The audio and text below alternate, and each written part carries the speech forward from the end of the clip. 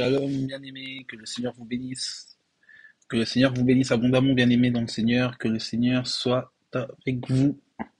Merci, bien-aimés. Encore une fois, c'est le frère Jordan pour un sujet très intéressant. Voilà, là, c'est la doctrine, en fait, de Christ. Voilà le sujet. Nous allons un peu vraiment parler de la doctrine de Christ, un sujet très important qui est négligé par beaucoup de frères, par beaucoup de sœurs.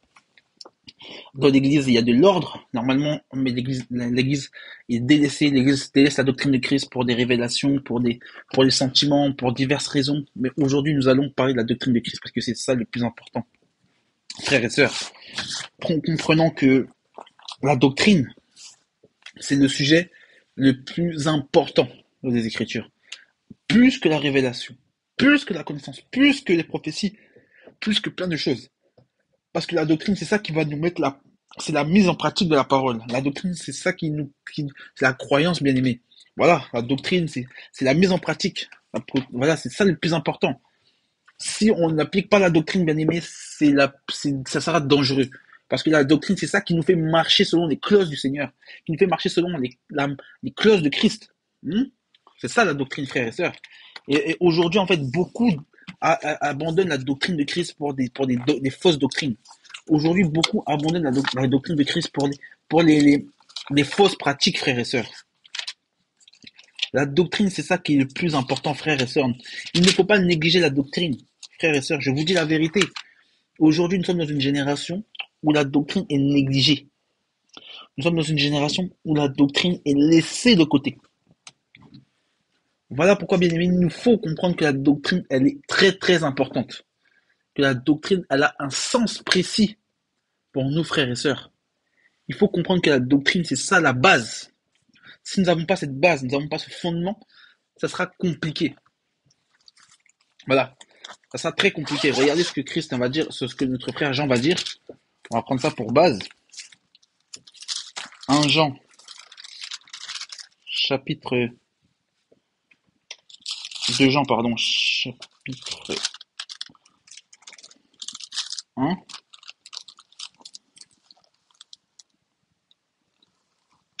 2 Jean, chapitre 1. Il va nous dire quoi? Quiconque va plus loin et ne demeure pas dans la doctrine de Christ n'a point Dieu. Celui qui demeure dans cette doctrine a le Père et le Fils. Si quelqu'un vient à vous et n'apporte pas cette doctrine, ne le recevez pas dans cette maison, et ne lui dites pas salut, car celui qui dit salut participe à ses mauvaises œuvres. Amen. Voilà. Voilà quand on parle de la doctrine de Christ, frères et sœurs.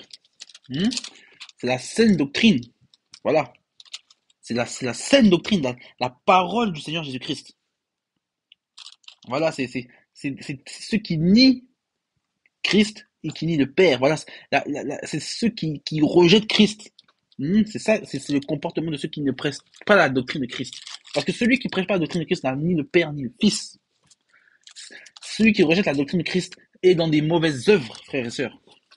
Hmm. Voilà, voilà, des mauvaises œuvres. Et c'est pour ça, frères et sœurs, il faut comprendre que la parole nous parle d'un sujet précis. Même elle nous fait référence à des antéchrists. Hein? Voilà. Car ils sortent en fait dans l'église et ils veulent pas en fait enseigner la saine doctrine. Voilà, on va prêcher c'est quoi la doctrine de Christ. On va un peu prendre l'exemple de la doctrine de Christ un peu avant de comprendre en fait ce que c'est. Voilà, il faut qu'on comprenne en fait la doctrine de Christ parce que c'est important. Si nous n'avons pas cet aspect de la doctrine de Christ, nous ne pouvons pas avoir cet aspect en fait de la parole. Allons prendre quelques passages. Voilà. Voilà, bien aimé. Donc, il faut comprendre une chose. En fait, la doctrine de Christ, c'est la saine doctrine, frère. C'est le fondement. Paul dira dans 1 Pierre, chapitre 3, verset 11, que je ne peux passer un autre fondement que celui de Christ. En fait, il faut comprendre que la doctrine de Christ, c'est tout ce que le Seigneur nous a enseigné dans sa parole, frères et sœurs. C'est tout ce que le Seigneur nous a dit dans sa parole, afin que nous le mettons en pratique. Voilà, on va prendre quelques passages. On va expliquer un peu c'est quoi la doctrine de Christ, parce que Christ a mentionné plusieurs choses. Voilà, on va prendre par exemple Matthieu, chapitre Matthieu chapitre 5,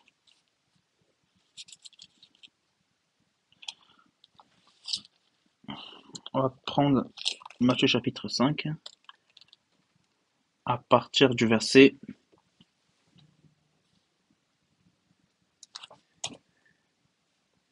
à partir du verset 11.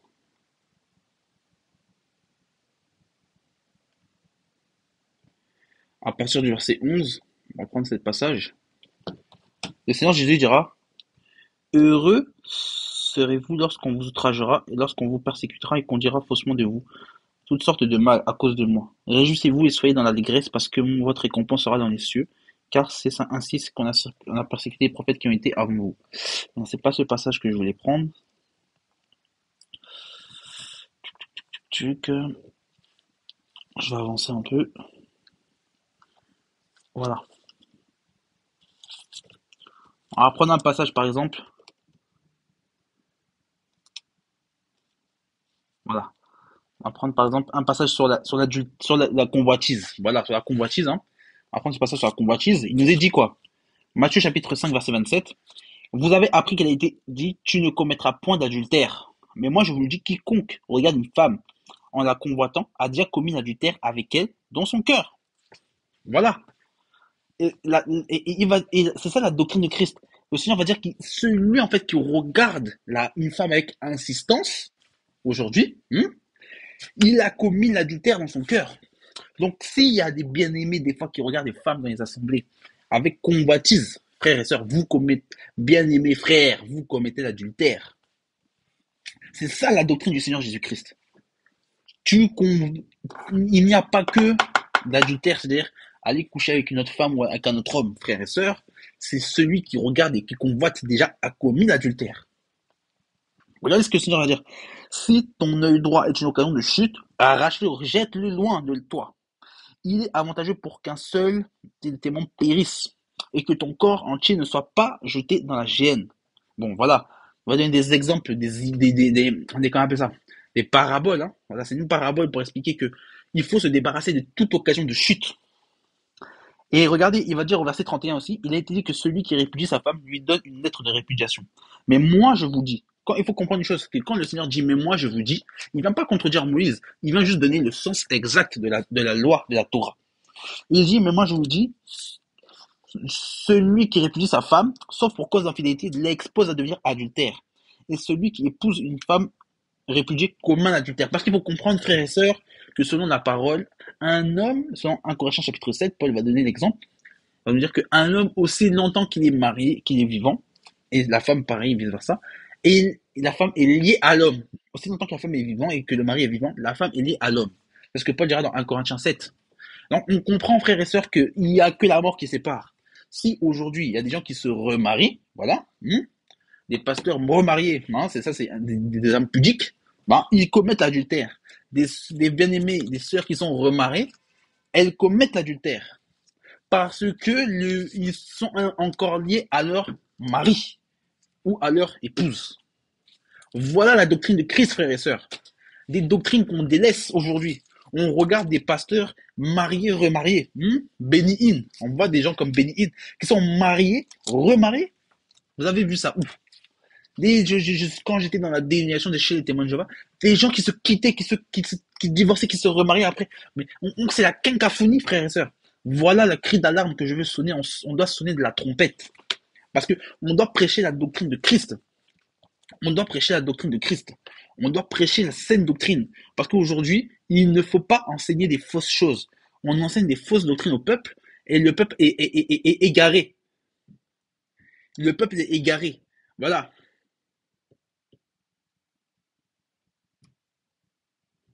La doctrine et le peuple est égaré. Et c'est pour ça, bien aimé, qu'il faut qu'on comprenne, frères et sœurs, que il faut avoir, en fait, il faut avoir l'amour de la vérité. Il faut avoir l'amour de la vérité. Voilà. Il faut avoir l'amour de la vérité. Si nous n'avons pas l'amour de la vérité, frères et sœurs, je vous dis la vérité, ça sera très compliqué. Très, très, très compliqué. Ah là là là là, Seigneur Jésus-Christ. Voilà un autre exemple, toujours dans Matthieu 5. Le Seigneur va dire, il y a une chose qu'on dit souvent, on dit souvent que la loi est abolie. Mais regardez ce que le Seigneur va dire. Ne croyez-vous pas que je suis venu abolir la loi ou les prophètes? Je suis venu non pour abolir, mais pour accomplir. Donc la loi est accomplie en Jésus-Christ. Aujourd'hui, il y a des gens qui vont prêcher qu'il faut faire la circoncision, etc. Mais oui, il faut faire des sacrifices. Frère, c'est des hérésies. Ces gens ne demeurent pas dans la doctrine de Christ. Voilà. Ils pensent avoir un plus en accomplissant la loi. Beaucoup de bien-aimés qui font le Shabbat, qui pensent que le Shabbat, là, encore, est salutaire, alors que le Shabbat est spirituel aujourd'hui. C'est des choses où le Seigneur n'a même pas encouragé à faire le Shabbat aux nations. Les disciples, les apôtres n'ont pas encouragé les nations à faire le Shabbat. Mais toi qui es des nations, pourquoi tu fais le Shabbat, frère? Paul nous dira dans Romains 14 que ce sont les faibles dans la foi qui font la distinction entre les jours. Voilà le cri d'alarme, frère et sœurs. Pratiquons la doctrine de Christ. Christ va dire, car je vous le dis en vérité, tant que le ciel et la terre ne passeront point, il ne disparaîtra point la loi, un seul iota ou un seul trait de lettre, jusqu'à ce que tout soit arrivé. Celui donc qui supprimera l'un des plus petits commandements et qui aura enseigné aux hommes à faire de même sera appelé le plus petit dans le royaume des cieux. Mais celui qui les observera et qui enseignera à les observer, celui sera appelé grand dans le royaume des cieux. Parce qu'il faut comprendre que, bien aimé, ce n'est pas parce qu'on dit que la loi est accomplie qu'il n'y a plus le commandement. La loi morale reste, frères et sœurs. Aujourd'hui, tu vas pas faire de tatouage en Christ. Tu vas pas faire des piercings en Christ. Tu vas pas faire de l'homosexualité en Christ. Tu vas pas tuer. Voilà. On comprend que quand même, il faut quand même avoir un peu de jotte, frères et sœurs. Il faut la jotte. Voilà. On n'est pas des sans-loi. Même quelqu'un qui est gracié aujourd'hui, par exemple, Madame Jacqueline Sauvage qui se faisait qui subissait des violences conjugales et qui a tué son mari dans son sommeil. Elle a été graciée par François Hollande, mais elle est décédée. J'espère qu'elle a donné sa vie au Seigneur. Voilà. Mais elle a été graciée par François Hollande. Mais est-ce que c'était pour autant dire qu'elle a été exemptée de la loi? Non. Quelqu'un qui croit en Yeshua, aujourd'hui, il doit pratiquer quand même les 10 commandements. Voilà. Il doit comprendre, en fait, que la loi morale reste. Qu'il ne faut pas montrer sa nudité à ses parents et voir la nudité de ses parents, comme il dit dans Lévitique 18. Frères et sœurs, il faut comprendre, en fait, que la saine doctrine, encore aujourd'hui, est applicable. Le Seigneur nous a prescrit des choses. Il y a des commandements. Dans Jean 15, le Seigneur par là, à ceci, on reconnaîtrait que vous êtes mes disciples. Est-ce que vous avez un commandement nouveau? Voilà. Le Seigneur va donner des commandements nouveaux. Voilà. Le Seigneur va même dire, observez, si vous êtes mes disciples, observez mes commandements, si vous m'aimez. Jean dira que les commandements du Seigneur ne sont pas pesants. Donc il y a encore des commandements, frères et sœurs. Il ne faut pas rejeter la parole. Nous ne sommes pas des sans-loi. Celui qui est sans loi, c'est l'homme impie, l'antéchrist, frères et sœurs. Homme impie, ça veut dire celui qui est sans loi. Oh là là, bien-aimé, que je crie vraiment, je crie, je sonne le chauffard comme il y a le chauffard sur l'image. On sonne la trompette, frères et sœurs. Point, point, point, point. Voilà, il faut sonner ceci. Parce que le temps est critique. On rejette la doctrine de Christ. On rejette la doctrine de Christ, frères et sœurs. Vous vous imaginez, frères et sœurs? On rejette la doctrine de Christ. Aujourd'hui, il y a beaucoup de frères. Moi, je suis toujours dans Matthieu 5, frères et sœurs. Aujourd'hui, il y a beaucoup de bien-aimés, frères et sœurs, je vous dis la vérité, qui sont dans la haine des uns et des autres. Voilà. Alors que dans Romains 12, Paul va dire, ne rendez pas le mal par le mal. Il y a des gens aujourd'hui, ils ont la haine contre les frères et sœurs. Parce que un frère a marché sur la chaussure de l'autre, le frère veut le gifler. Par un mois d'inadvertance, un frère a fait une faute, il veut le frère et sœur, il l'insulte. Mais ce n'est pas comme ça. Ce n'est pas ainsi. Regardez, le Seigneur va dire quoi dans Matthieu 5, verset 38. Vous avez appris qu'il a été dit, œil pour œil, dent pour dent. Mais moi, je vous dis de ne pas résister aux méchants. Si quelqu'un frappe sur la joue droite, présente-lui l'autre. Si quelqu'un veut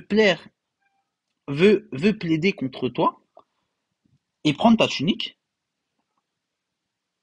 laisse-lui encore ton manteau. Si quelqu'un te force à faire 1 000, fais-en 2 avec lui. Donne à celui qui te demande et ne te détourne pas de celui qui veut emprunter. Voilà.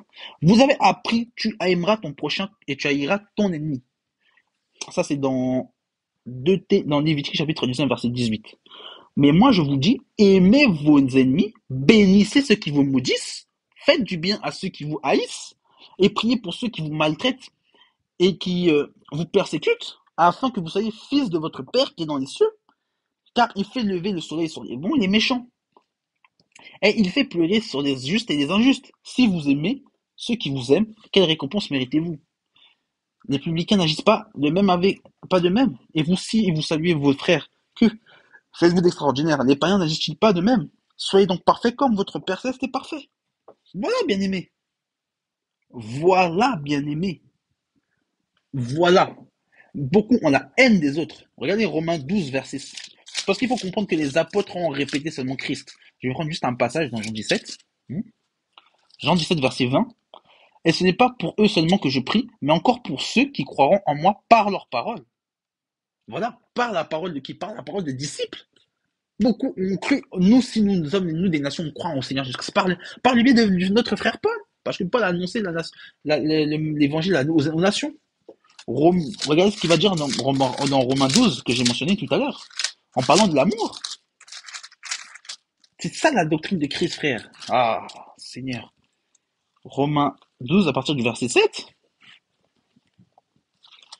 Romains 12, à partir du verset 17, pardon. Il nous a dit, ne rendez pas le mal pour le mal, recherchez ce qui est bien devant les hommes. S'il est possible autant que cela dépend de vous, soyez en paix avec tous les hommes. Ne vous vengez point vous-même, bien-aimés, mais laissez agir la colère. Car il est écrit, à moi la vengeance et la rétribution, dit le Seigneur. Mais si ton ennemi a faim, donne-lui à manger. S'il a soif, donne-lui à boire. Car en agissant ainsi, tu amasseras des charbons ardents sur sa tête. Ne te laisse pas vaincre par le mal, mais surmonte par le bien. Amen. Voilà la doctrine de Christ que Paul lui-même a enseigné aux disciples, à ceux qui croiront après lui, après le Seigneur. Voilà la doctrine de Christ, frères et sœurs. On va continuer encore. Matthieu 6. Regardez ce que le Seigneur va dire par rapport aux religieux. Le Seigneur va condamner les religieux ici. Gardez-vous de pratiquer votre justice devant les hommes. Pour en être vu autrement, vous n'aurez point de récompense auprès du Père qui est dans les cieux. Les gens qui vont faire de l'aumône, qui vont faire voilà, des maraudes, etc., mais qui se font voir par orgueil pour montrer qu'eux agissent pour le Seigneur leur dira, vous n'aurez point de récompense auprès du Père qui est dans les cieux. Frère, il faut comprendre que le match vu, l'ostentation, le Seigneur dit, vous n'aurez point de récompense. Donc, quand tu fais l'aumône, ne sonne pas de la trompette devant toi, voilà, comme le font les hypocrites dans les synagogues et dans les rues, afin d'être glorifiés par les hommes. Je vous dis en vérité, ils ont leur récompense. Voilà. Mais quand tu fais l'aumône, de ta main gauche, ne sache pas, fais de ta main droite, afin que ton aumône se fasse en secret, et ton Père qui le voit dans le secret te le rendra. Voilà. J'ai un témoignage d'un bien-aimé qui disait que voilà, il y avait quelqu'un il y avait des gens qui avaient besoin d'argent et il y a des gens qui se sont portés garant pour eux. Voilà. Dans le secret. Dans le secret. Dans le secret, frères et sœurs. Tout se fait dans le secret. Moi, quand je donne un exemple, un témoignage, l'assemblée où je persévérais, mon grand-père était décédé, bah, ils ont fait une cagnotte. Je ne savais même pas. Et ils ont fait ça dans le secret. Et j'ai rendu gloire à Dieu parce que ce sont des frères et des sœurs, voilà, que Dieu les bénisse vraiment abondamment, parce qu'ils sont là. Voilà, l'amour fraternel, frères et sœurs. Ah, la doctrine encore de Christ. La doctrine de Christ, frères et sœurs. C'est ça la doctrine de Christ. Voilà. Le Seigneur va donner même l'exemple encore de la prière en continu, que vous pouvez lire dans Luc 11, verset 1 à 4 et Matthieu 18, verset 21 à 35. Le Seigneur va dire que lorsque vous priez, ne soyez pas comme les hypocrites qui aiment prier debout dans les synagogues au coin des rues pour être vus des hommes. Je vous le dis en vérité, ils ont leur récompense. Mais quand tu pries, entre dans ta chambre, ferme ta porte, prie ton Père qui est là dans les cieux, et ton Père qui voit dans le secret te le rendra. Tout simplement, frère. Faut être simple dans l'évangile. Faut être simple. Sois discret, frères et sœurs. Soyons discrets, bien-aimés. La doctrine de Christ, c'est ça. Et verset 7. En priant, ne multipliez pas de vaines paroles comme les païens. Ça, c'est les catholiques qui aiment bien prier. Je vous salue Marie, je vous salue Marie, notre Père, tous les jours. Comme si notre Seigneur ne connaissait pas, n'entendait pas encore ces prières-là. Et même là, je vous salue Marie, c'est une prière diabolique déjà. Mais des gens qui répètent toujours notre Père, notre Père, notre Père. Bon, le Seigneur a déjà entendu qu'il est votre Père. Voilà, il faut changer un peu le langage. qui s'imaginent qu'à force de paroles, ils seront exaucés. Ne leur ressemblez pas, car le Père sait de quoi vous avez besoin avant que vous ne lui demandiez.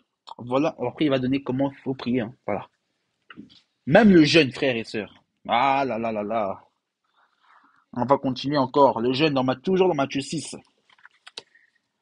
Lorsque vous jeûnez, ne prenez pas un air triste comme les hypocrites. Ah, les hypocrites, là, quand ils jeûnent, frère, ils ont un air triste. Je donne l'exemple des musulmans quand ils font le ramadan. Ah, il faut que tout le monde soit au courant qu'ils font le ramadan. S'il y a un musulman qui fait le ramadan, mais il parle pas de ça aux gens, c'est incroyable. Ils sont tous dans l'ostentation. Ça, ce sont des hypocrites. Voilà. Parce qu'ils veulent montrer qu'ils jeûnent. Voilà. Ils veulent attirer la gloire sur l'homme. Et qui se rendent pour montrer aux hommes qu'ils jeûnent. Voilà, c'est ça. Je vous le dis en vérité, ils auront leur récompense. Mais quand ils jeûnent, parfum. Mais quand tu jeûnes, parfume ta tête et lave ton visage, afin de montrer aux hommes que tu jeûnes. Mais à ton Père qui est dans les cieux, qui est là, dans le lieu secret, et ton Père qui voit dans le secret, te le rendra. Voilà, le Seigneur rend à ceux qui jeûnent. Tout simplement. Dans Ésaïe 58, versets 3 à 8, 3 à 8, on peut lire le vrai jeûne. Voilà, le jeûne simple que le Seigneur veut. Voilà, Matthieu 7, des bien-aimés qui aiment bien juger les autres. Parce qu'un frère est tombé, ils vont commencer à couper l'oreille du frère. Parce qu'une sœur est tombée, ils vont vouloir lapider la sœur. Ah là là, bien-aimé, bon, voilà ce que le Seigneur dit. Lorsque ne jugez point, afin que ne vous soyez pas jugés, car on vous jugera du jugement que vous avez jugé. Et là, on vous mesurera de la mesure dont vous mesurez. Pourquoi vois-tu la paille qui est dans ton œil, dans l'œil de ton frère, et n'aperçois-tu pas la poutre qui est dans ton œil? Ah, beaucoup n'aperçoivent pas la poutre qui est dans leur œil. Beaucoup aiment bien juger, pointer du doigt les péchés, les fautes des autres, mais eux-mêmes ne se regardent pas dans un miroir. Ce sont des auditeurs oublieux qui partent après avoir oublié dans quel état ils sont. Parce qu'il faut comprendre que la Torah, est un miroir sur lequel nous regardons pour comprendre en fait clairement dans quel état nous sommes. C'est ça la loi, c'est un miroir. Beaucoup sont des auditeurs oublieux. Voilà. Et le Seigneur dira, ou comment peux-tu dire à ton frère, laisse-moi ôter la poutre dans ton œil, la paille dans ton œil, toi qui as une poutre dans le tien. Hypocrite, ôte premièrement la poutre dans ton œil, alors tu pourras ôter la paille de ton œil, de ton frère. Voilà ce que le Seigneur veut dire. C'est que clairement, en fait, le Seigneur veut clairement dire une chose. C'est que bien aimé, avant de vouloir juger les autres, avant de vouloir les aider, frère, avant de vouloir faire des choses, regarde-toi toi-même. Pense tes blessures, frère. Voilà. Pense tes blessures. Lève-toi avant de vouloir te faire lever l'autre. Je donne un exemple, comprenez le langage. Il faut être égoïste dans ce principe. Quand tu as des faiblesses, pense à toi. Et lorsque tu as des faiblesses, quand tu auras des faiblesses, tu pourras ainsi aller voir ton frère pour l'aider. Voilà. Mais c'est dans un autre contexte. Voilà. Parce que la Bible dit que dans Jacques 5, confessez vos péchés les uns et les autres. Donc, c'est un autre contexte. Mais on comprend en fait qu'il faut quand même s'asseoir, frères et sœurs. Voilà. Faut pas être un hypocrite, hein, à vouloir en fait juger les autres. Voilà. Défendre les autres alors que nous-mêmes ne sommes pas parfaits. Donc voilà. Il faut quand même être simple dans l'évangile. Arrêtons de juger nos frères et sœurs. Voilà. Voilà. Donc, il faut comprendre, frères et sœurs. C'est ça, l'évangile, frère. C'est ça l'évangile, frère. Hein? Voilà. La doctrine de Christ. La doctrine de Christ, frère. Voilà. Regardez dans Matthieu 8. Même on pourra lire dans Luc 9 également. Jésus, voyant une grande foule autour de lui, donna l'ordre de passer sur l'autre bord. Un scribe s'approcha de lui et lui dit, Maître, je te suivrai partout où tu iras. Jésus lui répondit, les renards ont des tanières et les oiseaux du ciel ont des nids. Mais le Fils de l'homme n'a pas un lieu où il puisse poser sa tête. Un autre disciple dit, Seigneur, permets-moi d'aller ensevelir mon Père. Jésus lui dit, suis-moi et laisse les morts ensevelir leurs morts. Donc, ça veut dire que, en gros, entre guillemets, laisse les morts ensevelir les morts spirituels. Le Seigneur disait en fait qu'il faut laisser tout. Même si ton père est décédé, frère, laisse ça, va suivre Jésus. C'est ce qu'il disait en fait. Il dit, même laisse en fait tous tes biens, ton attachement, et suis-moi. C'est ce que le Seigneur disait. On va prendre Luc 9, hein. Luc 9.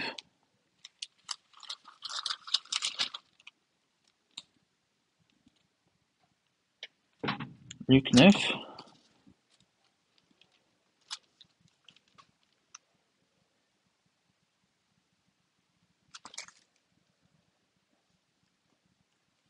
Voilà, Luc 9.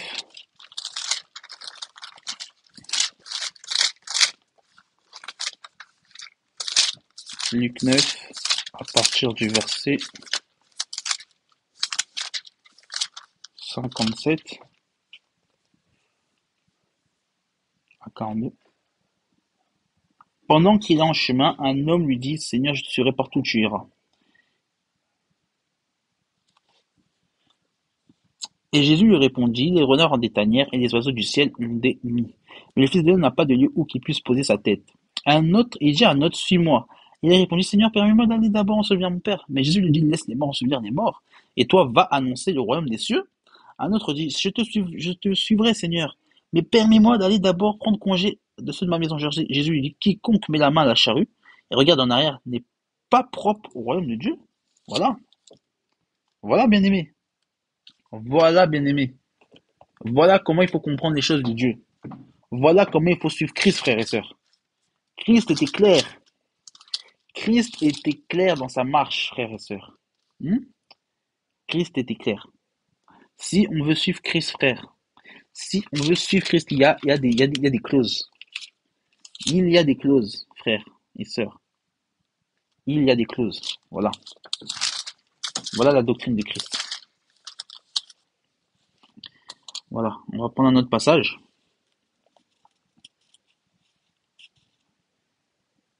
Voilà, on va prendre un autre passage. Hein. Dans Luc,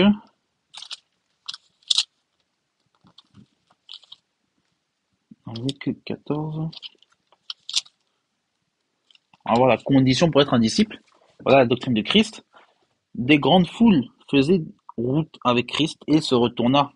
Et il dit, si quelqu'un vient à moi sans me préférer à son père, à sa mère, à sa femme, à ses enfants, et à ses frères et sœurs, et même à sa propre vie, il ne peut être mon disciple.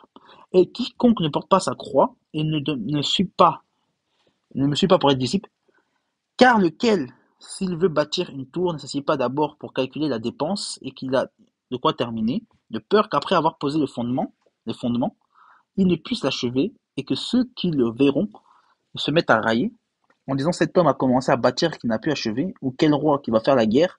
Un autre ne s'assied pas d'abord pour examiner s'il peut, avec 10 000 hommes, marcher à la rencontre de celui qui a 20 000, et s'il ne peut, tandis que le roi est encore loin, il lui envoie une ambassade pour demander la paix.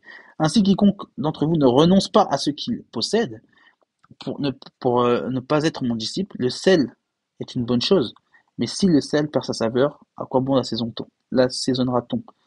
Il n'est pas bon ni pour la terre ni pour le fumier. On le jette dehors. Celui qui a des oreilles entende ce que entende pour entendre.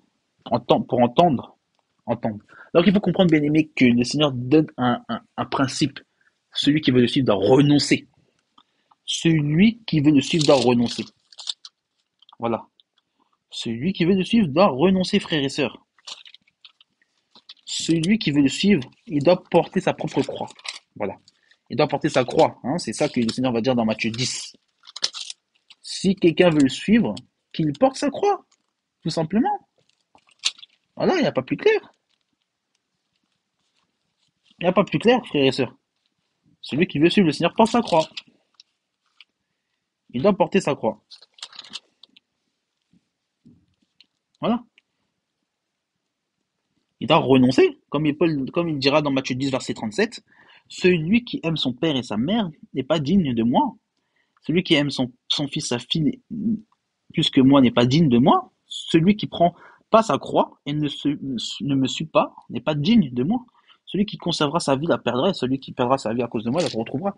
Parce que c'est clair, il faut la repentance. Voilà, la croix, c'est renoncer, c'est le renoncement. Voilà. Parce que dans Hébreu 6, hein, on parlera du renoncement aux œuvres mortes. Voilà.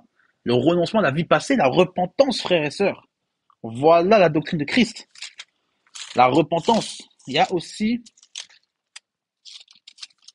ce principe-là. La nouvelle naissance, frères et sœurs. Hein? La nouvelle naissance, hein. Jésus dira dans Jean 3, 1, Jean chapitre 3, verset 3. Jésus lui répondit en vérité, je te dis, si un homme est né de nouveau, il ne peut voir le royaume de Dieu. C'est simple. C'est simple, frères et sœurs, c'est simple. Et Paul va répéter ces mêmes choses dans Galates. Galates 6, verset 15. Voilà. Galates 6, verset 15. Car ce n'est rien que le circoncis ou l'incirconcis, quiconque et c'est d'être une nouvelle création. C'est d'être une nouvelle création, voilà, la nouvelle naissance. Voilà, il parlera même d'une nouvelle créature dans 2 Corinthiens chapitre 5, verset 17. Voilà la nouvelle naissance, frères et sœurs. Il n'y a rien de nouveau sous le soleil. Il n'y a rien de nouveau sous le soleil, frère. Voilà, c'est la nouvelle naissance. Et c'est par la nouvelle naissance que même notre frère Jean dira dans 1 Jean chapitre 12, Jean 1 chapitre verset 12, mais tous ceux qui l'ont reçu, à ceux qui croient en son nom, elle a été donnée le pouvoir de devenir enfants de Dieu. Parce que nous naissons de nouveau, nous devenons enfants de Dieu. Voilà la nouvelle naissance, frères et sœurs. Voilà la doctrine de Christ, la nouvelle naissance. Beaucoup rejettent, beaucoup arrêtent de prêcher la nouvelle naissance, frère. La repentance. Beaucoup rejettent ces choses. Voilà. Beaucoup rejettent ces choses, frères et sœurs. Je vous dis la vérité. Beaucoup rejettent la doctrine de la croix. Voilà. Regardez ce que Paul dira dans 1 Corinthiens. Le Seigneur Jésus dira qu'on devait porter notre croix. Hein? Dans 1 Corinthiens chapitre 1. 1 Corinthiens chapitre 1. Car la prédication de, verset 18, car la prédication de la croix est une folie pour ceux qui périssent, mais pour nous qui sommes sauvés, elle est une puissance de Dieu. Oui, parce que la croix, c'est le commencement de tout. La croix, c'est la nouvelle naissance. Voilà, la croix, c'est Jésus qui est venu nous sauver. Voilà, la croix, c'est la mort de Christ. Voilà, c'est ça, frère, la croix. La croix symbolise plein de choses. La croix, c'est l'arbre de vie. C'est ça qui nous a donné la vie, frères et sœurs. Voilà, nous devons porter notre croix. Voilà. C'est qu'il a renoncement. Voilà, le Seigneur a renoncé, c'est dépouillé de ses attributs divins, ce qui est dit dans Philippiens chapitre 2. Hein. Il s'est renoncé, s'est vidé de lui-même, il s'est même pas regardé égal à Dieu, en fait. Voilà, parce qu'il était divin, Christ est Dieu. Voilà, Christ c'est pas regardé égal, Christ est homme. Il s'est retiré de toutes ces choses. C'est ça que même dans Jean 17, verset 5, il dit redonne-moi ma gloire d'autrefois. Voilà. Paul dira même que voilà, le Seigneur avait parlé de baptême. Hein, et voilà, il fallait se faire baptiser dans Matthieu 28, versets 19 à 20. Voilà. Et les apôtres ont continué le baptême. On voit que dans Acte 2, 38, Pierre dira qu'il faut se faire baptiser au nom de Jésus-Christ. Voilà, le Seigneur avait prescrit, c'est ce qu'il dit. Hein. Le Seigneur va dire dans Matthieu 18, verset 19, Matthieu 20, verset 20, je crois, il faut enseigner en fait tout ce qu'il a prescrit. Voilà. C'est ce qu'il va dire aux apôtres, la doctrine de Christ. Voilà. Voilà la doctrine de Christ, frères et sœurs. L'évangélisation. Voilà, Matthieu 20, verset 20, 28, verset 20, il dira, enseignez-leur à observer tout ce que je vous ai prescrit. Voilà, parce qu'il y a des lois, frères et sœurs. Voilà. C'est ça que le Seigneur nous a enseigné. Hmm. La doctrine de Christ, frères et sœurs, la doctrine de Christ, la doctrine de Christ, la doctrine de Christ. Il y a plein de choses à dire, frères et sœurs. Voilà. Il y a tellement de choses à dire. Voilà, le Seigneur a prêché sa mort. Voilà. Il a prêché sa résurrection. Hein, Jean, la résurrection du Seigneur. Il y a de notre temps des gens qui pensent que le Seigneur n'est pas ressuscité. Il y a encore des sadducéens aujourd'hui. Voilà. Dans, dans Jean, dans Jean 2. On prend le Jean 2 rapidement. Voilà. Jean chapitre 2. Regardez Jean 2, verset 19, il leur dira, Jésus leur répondit, détruisez ce temple, et en 3 jours je le relèverai. Les Juifs dirent qu'il fallut 46 ans pour bâtir ce temple, et toi, 3 jours tu le relèveras. Mais il parlait de son corps. C'est pourquoi, lorsqu'il fut ressuscité des morts, ses disciples se souvinrent lorsqu'il avait dit cela, et ils crurent en l'écriture, à l'écriture et à la parole que Jésus avait dite. Voilà, le Seigneur avait parlé de la repentance, frères et sœurs, de la résurrection. Hein, et regardez ce que Paul va dire, hein. Regardez ce que notre apôtre Paul va dire. Notre apôtre, hein, 1 Corinthiens chapitre 15, verset 3. Car je vous ai enseigné avant tout comment je l'avais reçu. Et Christ est mort pour nos péchés, selon les Écritures. Voilà. Et il a été enseveli. Et il est ressuscité le troisième jour, selon les Écritures. Voilà. Voilà, bien aimé. Voilà. C'est ça le plus important. Ah, bien aimé.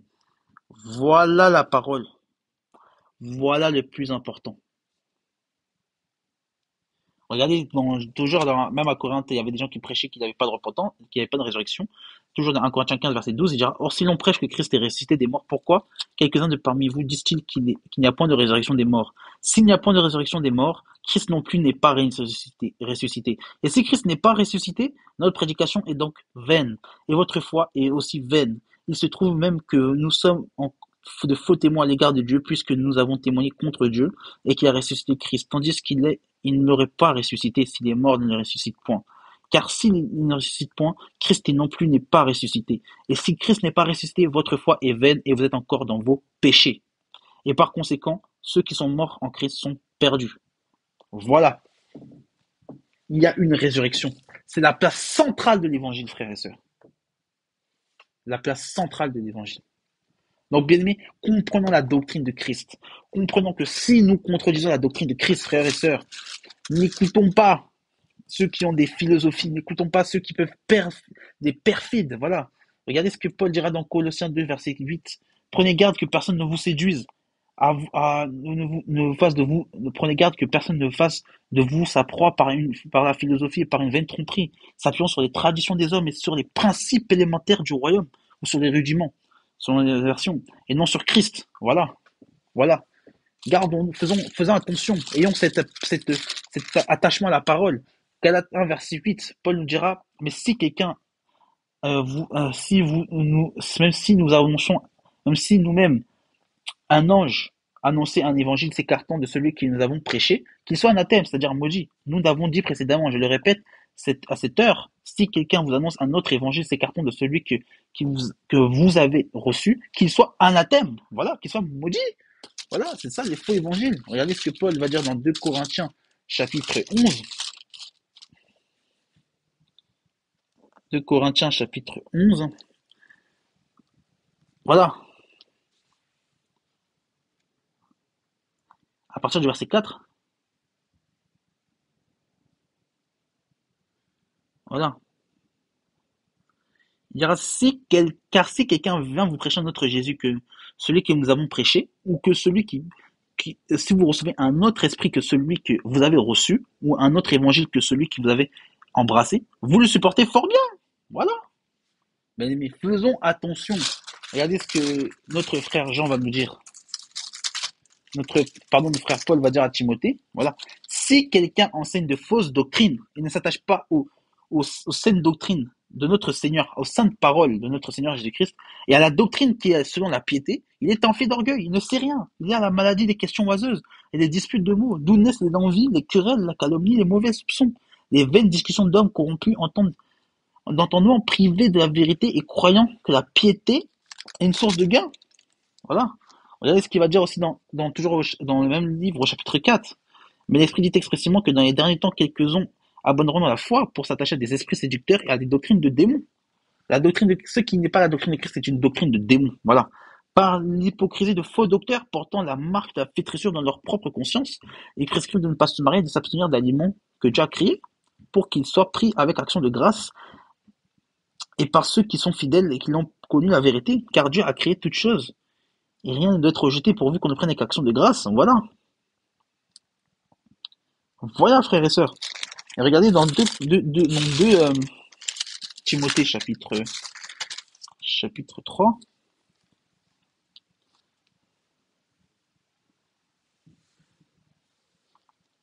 à partir du verset 6. Il y a parmi eux qui s'introduiront dans les maisons et captivent des faibles femmes, chargées de péchés, agitées par des passions de toute espèce. Apprenons toujours et ne parvenons jamais arriver à la connaissance de la vérité. Voilà, des gens qui sortent de la doctrine de Christ. Mais il va parler en fait de la décadence morale, hein, à partir du verset 1 à 7. Hein. Mais voilà, j'ai voulu prendre qu'il y a des gens qui aujourd'hui sont dans cet état, qui apprennent toujours, qui ne parviennent jamais à la connaissance de la vérité. Voilà. Parce qu'ils n'ont pas la doctrine de Christ, ils n'ont pas l'amour de la vérité, comme Paul dira dans 2 Thessaloniciens chapitre 2. Voilà. Voilà, frères et sœurs. Il faut comprendre, comme la Bible dit aussi, dans 1 Jean chapitre 4, n'ajoutez pas foi à tout esprit. Voilà, hein. Voilà. 1 Jean chapitre 4, bien aimé, n'ajoutez pas foi à tout esprit, mais éprouvez les esprits pour savoir s'ils sont de Dieu. Car plusieurs faux prophètes sont venus dans le monde. Reconnaissez aussi à l'esprit de Dieu. Tout esprit qui déclare publiquement que Jésus est Christ est venu en chair est de Dieu.